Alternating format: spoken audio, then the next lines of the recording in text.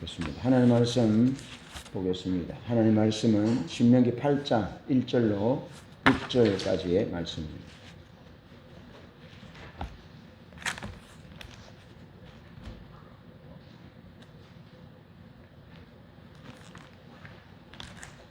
구약성경 신명기 8장 1절로 6절 제가 봉독합니다. 내가 오늘 명하는 모든 명령을 너희는 지켜 행하라. 그리하면 너희가 살고 번성하고 여호와께서 너희의 조상들에게 맹세하신 땅에 들어가서 그것을 차지하리라. 내 하나님 여호와께서 이 40년 동안에 내게 광야 길을 걷게 하신 것을 기억하라. 이는 너를 낮추시며 너를 시험하사 내 마음이 어떠한지 그 명령을 지키는지 지키지 않는지 알려 하심이라. 너를 낮추시며 너를 줄이게 하시며 또 너도 알지 못하며 내 조상들도 알지 못하던 만나를 내게 먹이신 것은 사람이 떡으로만 사는 것이 아니요 여호와의 입에서 나오는 모든 말씀으로 사는 줄을 내가 알게 하려 하심이니라. 이 40년 동안에 내 의복이 헤어지지 아니하였고 내 발이 부르트지 아니하였느니라. 너는 사람이 그 아들을 징계함 같이 내 하나님 여호와께서 너를 징계하시는 줄 마음에 생각하고 내 하나님 여호와의 명령을 지켜 그의 길을 따라가며 그를 경외할지니라.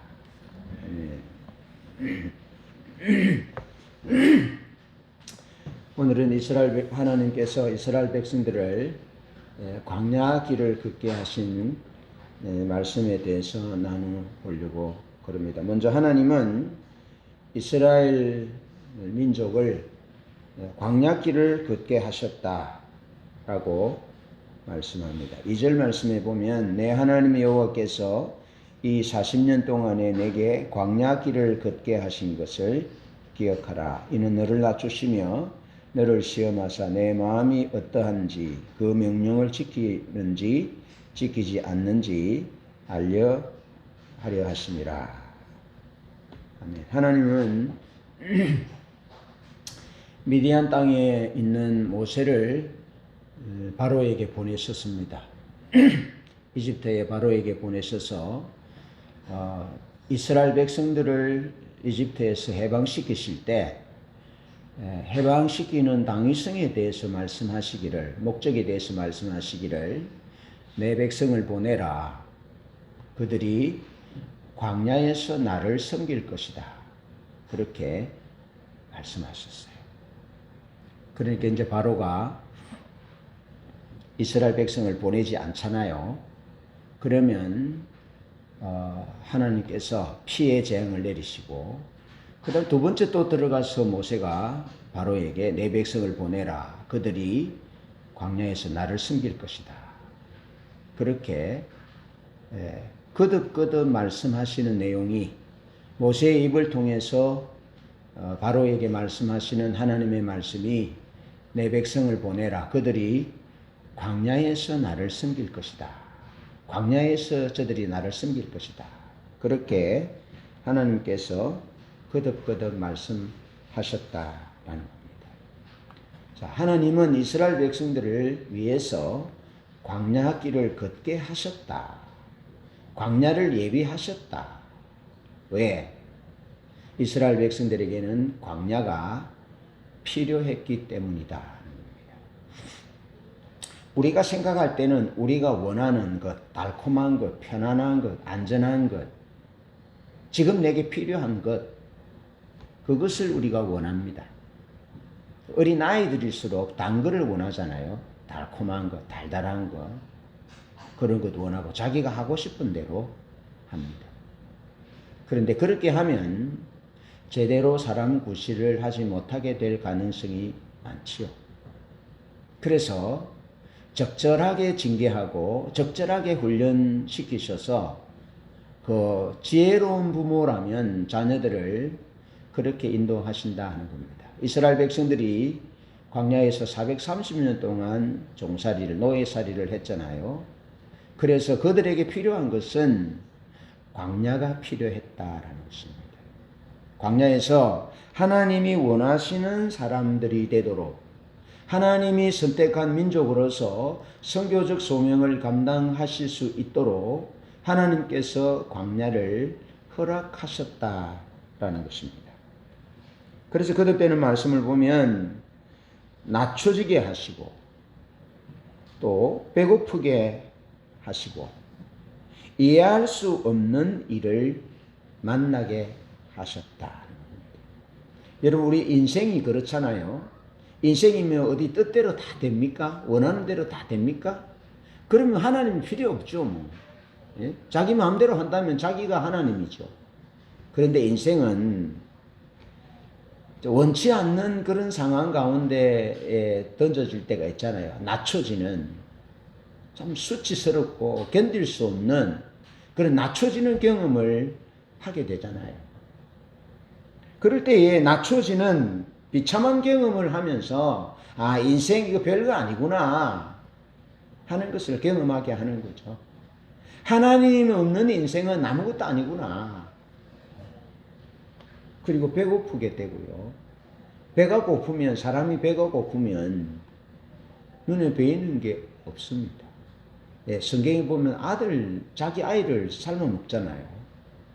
어떻게 그럴 수 있냐라는데요. 그럴 수 있답니다. 40일을 금식한 목사님과 대화를 했는데요.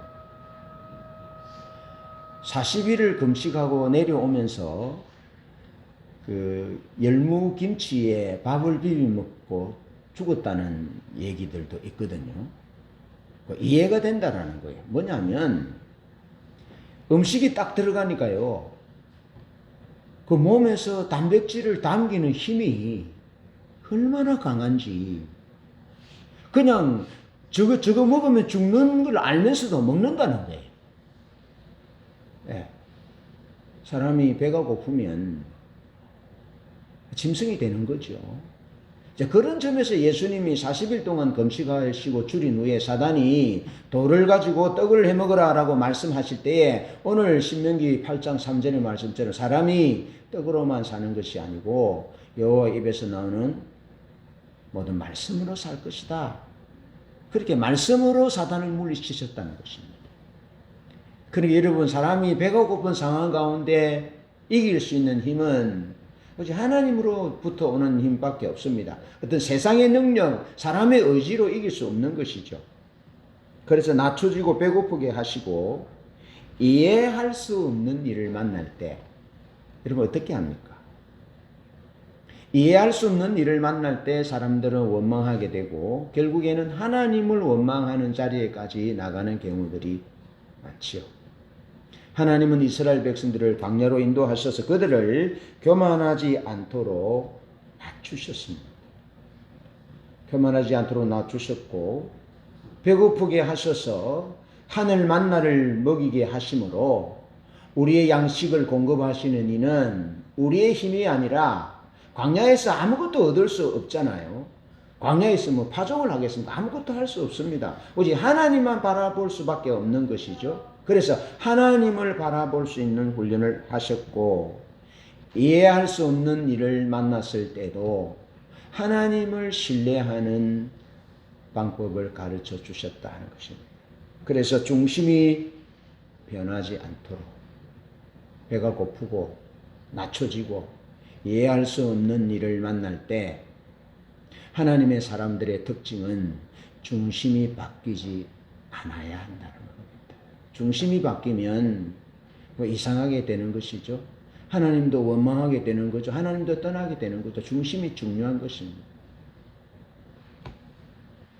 여러분, 이 중심은 사람의 무늬를 말하는데요. 사람의 무늬는 안에 있습니다. 밖에 있지 않습니다.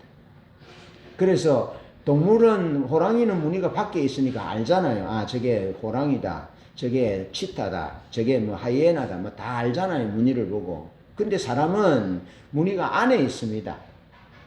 그래서 그 사람이 어떻는지는 알 수 없습니다. 그런데 그 무늬가 드러나는 곳이 어디냐 하면 광야라는 것입니다.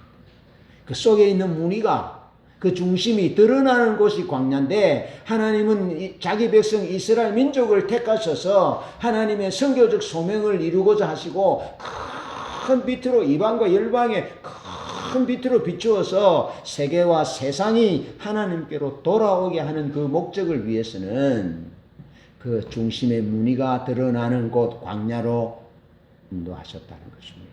그래서 진짜가 되도록, 그 중심이 깨어지지 않도록, 그 중심의 무늬가 더 아름답게 빛나도록 낮춰지고 배고프게 하시고 이해할 수 없는 그런 일을 만나게 하셨다 하는 것입니다. 근데 여러분, 중심의 무늬가 깨어져서 밖으로 드러나서 깨어진 사람들은 어떻게 되었습니까? 가나안 땅에 들어가지 못했죠. 그 시대를 향한 하나님의 유업을 받지 못했잖아요. 그런데 그 중심이 변하지 않는 사람들은 그 시대를 향한 하나님의 유업 약속을 받게 되었다는 것입니다. 그 일을 위해서 하나님은 광야로 자기 백성들을 인도하셨다. 광야길을 걷게 하셨다는 것입니다. 낮춰지고 배고프게 되며 이해할 수 없는 일을 만나도 하나님의 말씀을 청종하도록 하셨다는 것입니다.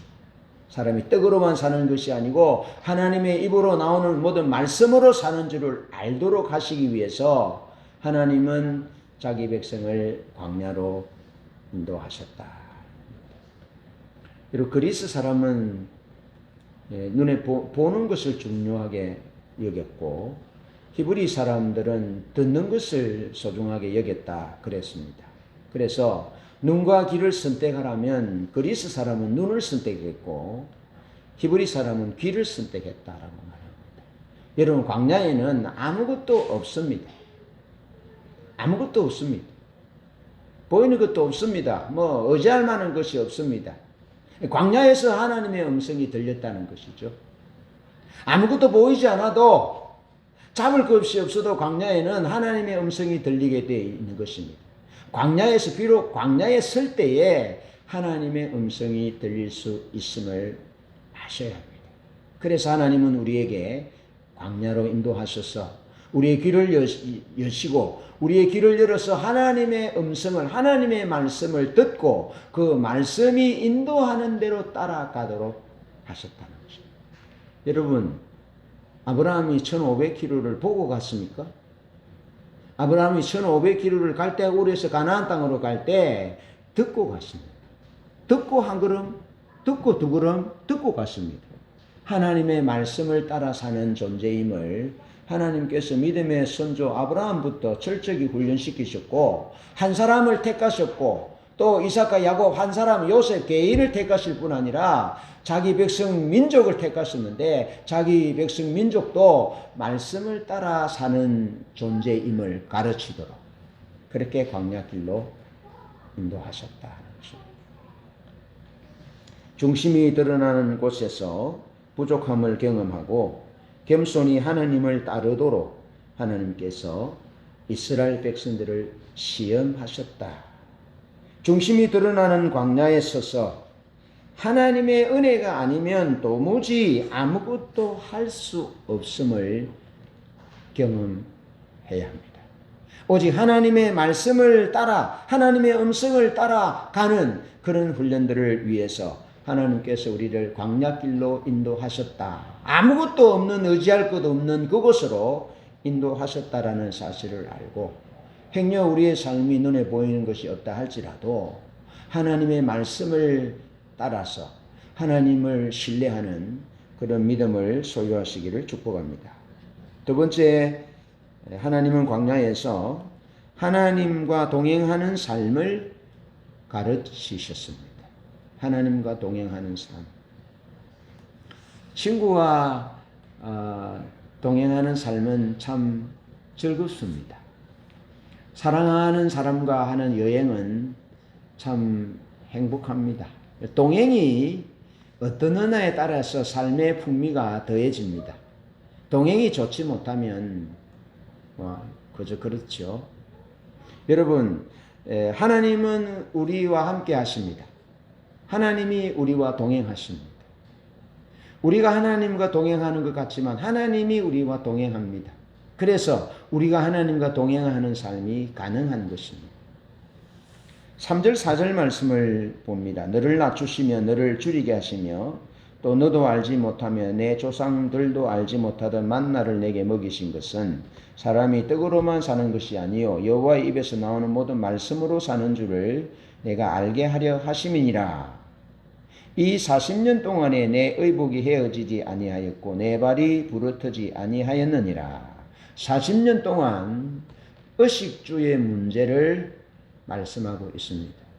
불가능한 상황 가운데 이스라엘 민족이, 이스라엘 백성들이 의식주의 문제를 해결하고 살 수 있었던 것을 말씀하시는데, 이 40년 동안에 하나님이 이스라엘 백성들과 동행하셨다는 것입니다. 동행하셨다. 그러면서 하나님께서 이스라엘 백성들이 하나님과 동행할 수 있도록 초청하신데, 그것은 말씀을 따라 사는 것입니다. 만나를 따라 사는 것이 아니고, 의복을 따라 사는 것이 아니고, 주택을 따라 사는 것이 아니라 하나님의 말씀을 따라 사는 삶임을, 그래야만 하나님과 동행하는 것이 가능함을 보여주고 있습니다. 주님께서 그렇게 말씀하시잖아요. 너희가 내 안에, 내 말이 너희 안에 거하면 무엇이든지 원하는 대로 구하라. 그리하면 이룰 것이다. 하나님과 동행하면 의식주의 문제 하나님이 책임지십니다. 그래서 너희는 먼저 그의 나라와 그의 의를 구하라. 그리하면 이 모든 것을 너희에게 더하시리라. 그렇게 주님께서 약속하고 계신 거죠. 40년 동안에 하나님이 이스라엘과 함께 하셨습니다. 만나를 먹게 하셨고, 의복이 헤어지지 아니하게 하셨고, 발이 부르트는 일도 없었다. 자, 광야는 스스로 삶의 문제를 해결할 수 없는 곳인데 양식을 먹게 하셨어요. 의복이 헤어지지 않게 하셨어요. 또 발이 부르트지 않도록 하셨어요. 병원이 필요 없었습니다. 자, 양식의 의복과 건강의 배후에 자기 백성을 돌보시는 하나님이 계심을 보여주고 있습니다. 광야 이스라엘 백성들이 사셨던 삶에 그러했고, 오늘 우리의 삶에 양식과 의복과 건강의 배후에 하나님이 계심을 기억하셔야 합니다. 하나님이 우리와 동행할 때, 우리가 하나님의 말씀대로 살아서 하나님과 동행할 때, 광야 이스라엘 백성들에게 일어났던 삶이 실제 우리의 삶에 일어남을 믿으셔야 합니다. 이것이 하나님과 동행하는 삶의 복입니다. 이스라엘 백성들이 하나님과 동행하는 길은 모든 것의 배후에 이스라엘을 선택하시고 구원하시며 돌보시는 하나님의 창조적인 말씀이 있다는 사실을 기억하고 그 명령을 지켜 행할 때 하나님과 동행하는 삶이 되는 것입니다. 그리고 하나님과 동행하는 삶, 하나님의 말씀을 지키는 것, 그것이 어떻게 보면 단순한데요. 그런데 그건 생각같이 쉽지 않습니다. 하나님의 말씀을 지킨다는 것, 하나님의 말씀이 사실이라는 것, 그거 쉽지 않다는 거죠. 그래서 말씀대로 살지 않는다는 겁니다. 살지 못한다는 겁니다. 말씀대로 살지 못해요. 그런데 그 배후에 우리의 양식과 우리의 그 의복과 우리의 주택과 우리의 건강의 배후에 하나님이 계시고 하나님이 주관하고 계신다는 이 믿음이 있을 때 우리가 비로소 하나님의 말씀에 순종할 수 있다는 겁니다. 여러분, 이스라엘 백성들은 OECD 국가 가운데 출산율이 가장 높습니다. 왜 그런 줄 아십니까? 생육하고 번성하여 땅에 충만하라는 말씀을 순종하기 위해서 이스라엘 백성들은 결혼합니다. 뭐 하기 위해 결혼한다고요? 하나님의 말씀에 순종하기 위해서 결혼한다고요. 그럼 우리는 왜 결혼합니까? 우리는 왜 결혼을 늦추고 결혼하지 않습니까? 왜 우리는 아이를 낳지 않습니까? 사는 것 때문에. 삶이 팍팍해서 결혼을 늦게 하고 삶이 팍팍해서 아기도 낳지 않는다는 겁니다. 불신앙이죠.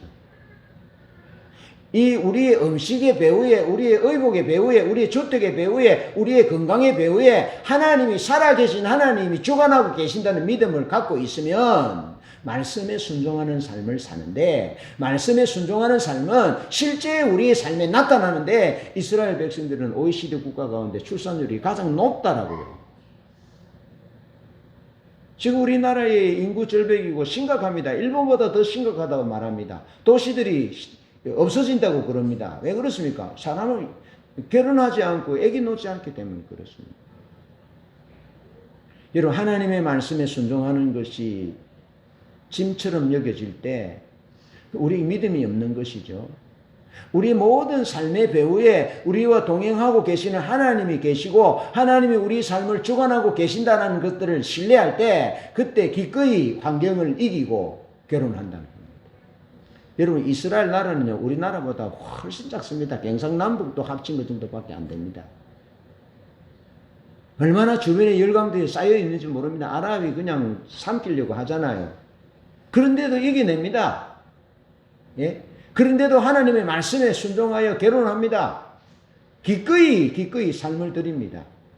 이게 믿음의 능력이고 이것이 말씀의 능력이고 이것이 하나님과 동행하는 삶의 능력인 것이죠. 하나님은 이스라엘 백성들에게 이 삶의 능력을 경험하게 하시기 위해서 광야로 인도하셨다는 겁니다. 광야로 인도하셔서 하나님을 신뢰하는 그 만나의 배후에 그 의복의 배후에 건강의 배후에 하나님이 살아 계신다는 것을 처절하게 경험하게 하시고 그래서 비로소 하나님의 말씀에 순종하는 그런 민족이 되어서 선교적 소명을 감당할 수 있도록 하나님의 큰 빛으로의 역할을 감당할 수 있도록 하나님의 광야로 인도하셨다는 것입니다. 말씀을 지켜야지 억지로 그렇게 결단하고 다짐하는 것이 아니고 내 모든 삶의 배후에 하나님이 계신다. 하나님이 모든 것의 조성자이시고 모든 것을 운행하시는 살아계신 분이다 하는 것은 그 믿음을 갖고 그 하나님을 신뢰할 때 비로소 우리가 결혼하게 돼요. 아기를 낳게 되는 거죠. 집사 한 명 더 넣으세요.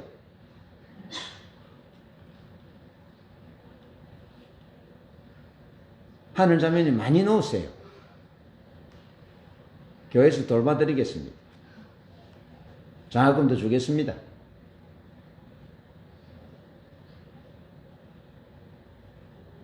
여러분, 이게 능력입니다. 이게 우리의 능력입니다. 우리의 삶을 통해서 하나님께 보여줄 수 있는 능력입니다. 유대인들은요, 하나님, 예수님 모릅니다. 예수님 안 믿습니다. 그런데 우리는 예수님 믿잖아요. 십자가 부활하심으로 성천하시고 성령을 보내시고 다시 오실 예수님을 믿는 우리가 말씀대로 살아야 되는 것은 당연한 것이죠. 그래서 지금 광야와 같은 삶의 환경이 있다라고 여겨지면 하나님과 동행하도록 하나님을 경험하도록 하셔서 하나님의 말씀에 순종하는 존재가 되고 하나님의 기적을 경험하게 하시고자 나를 지금 여기 광야에 두셨다. 광야길로 인도하셨다라는 그런 믿음을 갖고 감사하시기 바랍니다. 여러분, 이런 말이 있잖아요. 뛰는 놈 위에 나는 놈이 있다. 나는 놈 위에 또 어떤 놈인 줄 아세요? 붙어가는 놈이 있다.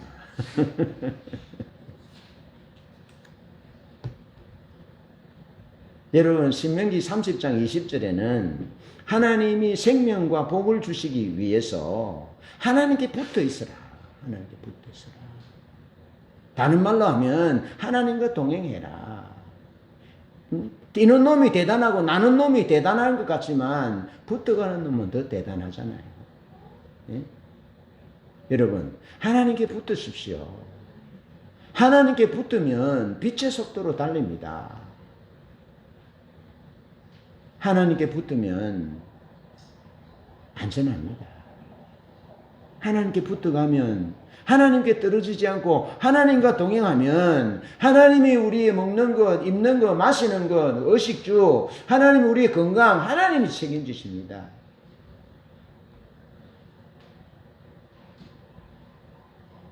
여러분, 사람이 어떻게 갑자기 목숨을 잃을 수 있습니까?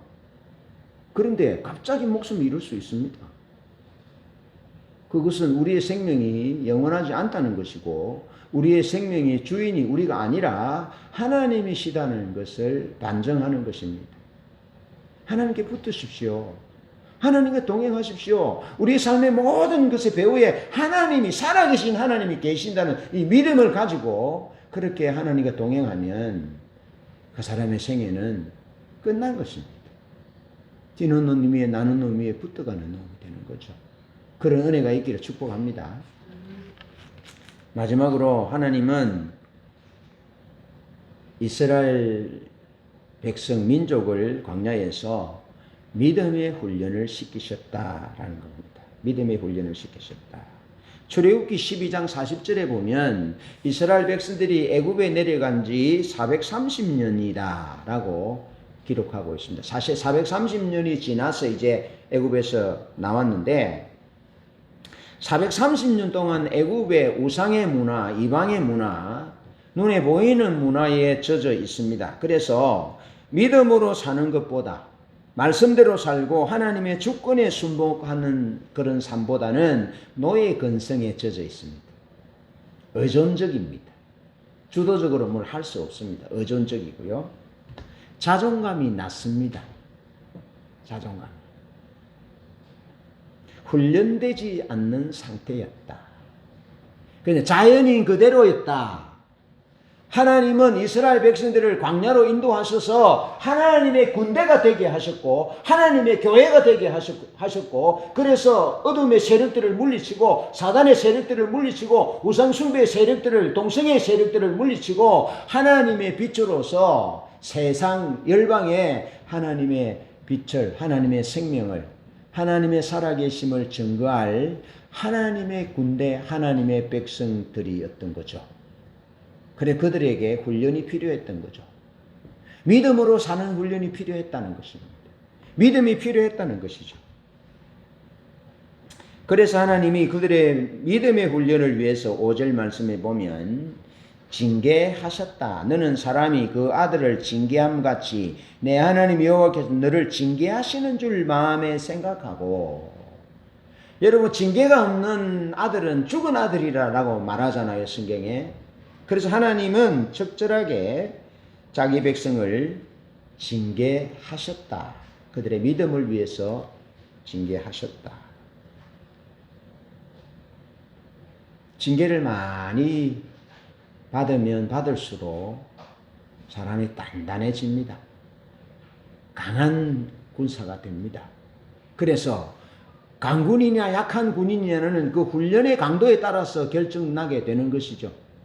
이스라엘 백성들의 광야에서 40년 동안 훈련이 필요했다. 그래서 40년 동안 훈련을 경험하면서 애굽에서의 430년 동안의 그 애굽의 잔재를 빼내려고 하나님께서 그렇게 하셨다. 왜? 그렇게 해야만 새로운 땅, 새하늘 새 땅 가나안 땅에서는 하나님을 경외하고 하나님이 원하시는 삶을 살아갈 수 있기 때문에 그렇게 하셨다.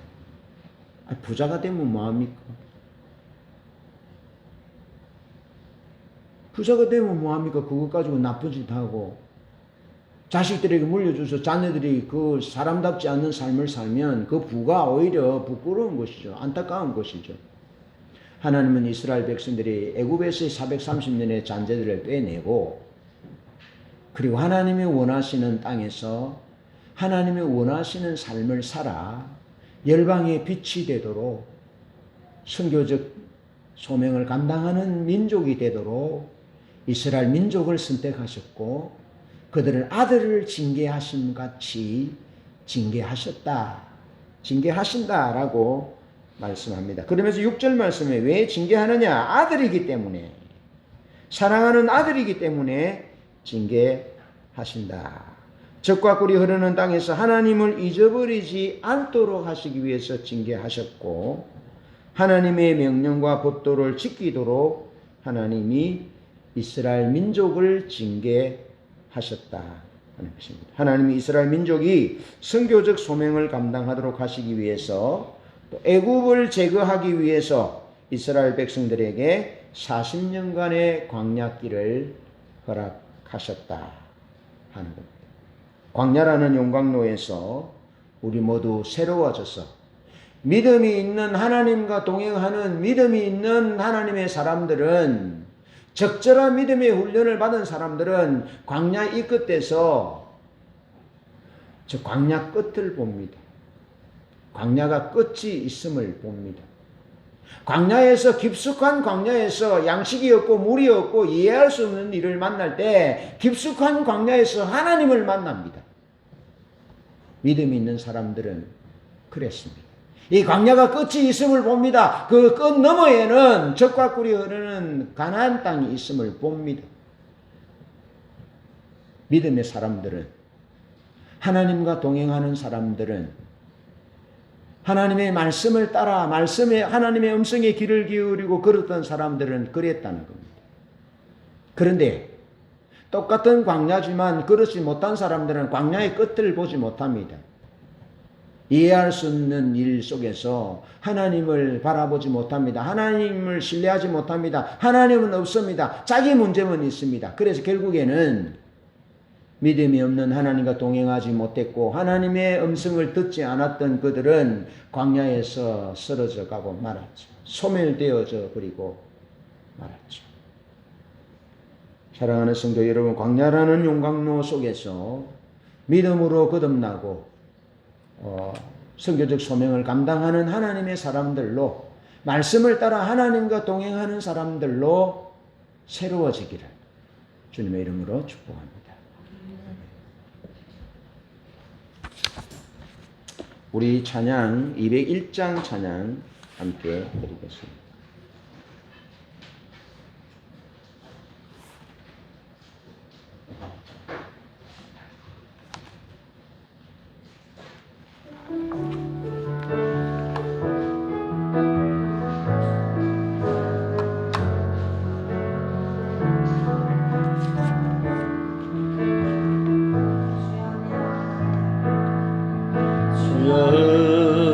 은혜와 긍휼로 우리 기도하게 하소서.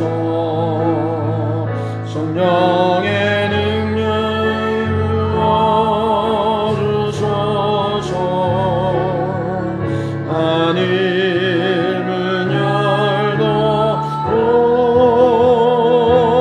주의 교회를 먹여주시고 열정으로 다시 일으키소서. 주님 날 돌보시리 영혼을 품도록 성령을 부소서. 남미를 부소서.